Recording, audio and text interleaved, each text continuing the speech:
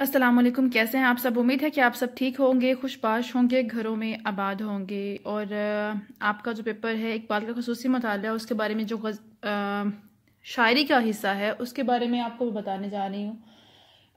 पहले तो हम बात करते हैं पास्ट पेपर्स के हवाले से। और फर्स्ट पार्ट में ऐसा था कि शायरी के जो अशार हैं या गज़लियात हैं वो रिपीट हो रही होती थी।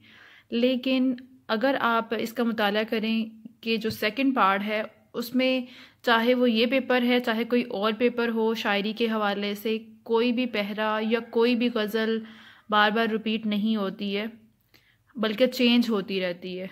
इसलिए इसमें आप कोई रिस्क नहीं ले सकते हैं। तो इसका एक हिस्सा जो उर्दू मतन में आता है वो है नज़मों का। ये नज़में काफ़ी लंबी हैं, तो ये काफ़ी वसी हो जाएगा और इसके बारे में करना थोड़ा सा मुश्किल है। अगर इसके बदले आप करते हैं गज़लें करें आप। 3 गज़लें हैं, कितात है, 3 कितात है, 2 आप बीती हैं, सॉरी 3 आप बीती हैं। इनको आपने करना है। और इसमें आप जो कहते हैं ना कि आप ही कौन से वाला इम्पोर्टेंट है, मैं आपको सिर्फ बता सकती हूँ, गेस कर सकती हूँ, लेकिन पेपर मैंने नहीं बनाया। बाकी जो चीज़ें हैं कि ये वाला है कि हाँ ये चीज़ आप छोड़ दें, ये कर लें, ये इतना वसी नहीं है। इसको अगर आप इसकी वर्ड्स मीनिंग करें और इसका मफहूम समझ लें।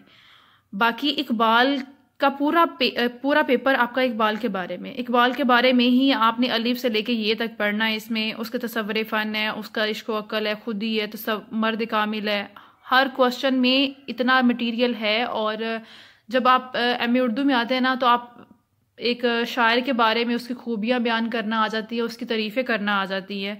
तो जब आप तशरीह करेंगे ये सारी चीज़ें उसमें आपके लिए हेल्पफुल होंगी।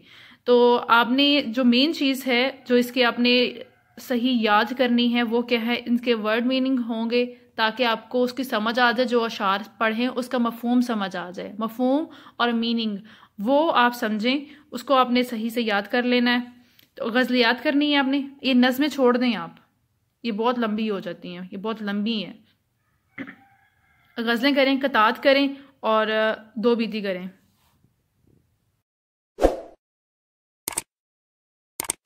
और जहाँ तक बात है फ़ारसी मतन की, तो फ़ारसी मतन में आपने इसरार खुदी भी नहीं करना है, जावेदनामा भी नहीं करना है। तो इसकी रुबाइयाँ 3 रुबाइयों के बारे में मैंने एक वीडियो बनाई हुई है। आप इसके वर्ड्स मीनिंग और मफहूम वगैरह करें, तशरीह आप खुद से करें अपने पास से। जब मफहूम समझ आ जाएगा, उस बात को एग्जैजुरेट करना आपको आता ही है, मास्टर लेवल पे हो गए आप। और फिर भी मैं, अगर आप सैंपल के तौर पे मैं कोई ना कोई चीज़ ऐसी उठा के उसकी तशरीह करके आपको पेश कर दूंगी। नज़म है जोए आब, ये काफ़ी इम्पोर्टेंट है।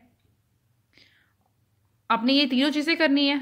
इसकी ये वाली नज़म है जोए और गज़लियात, तीनों करनी है आपने।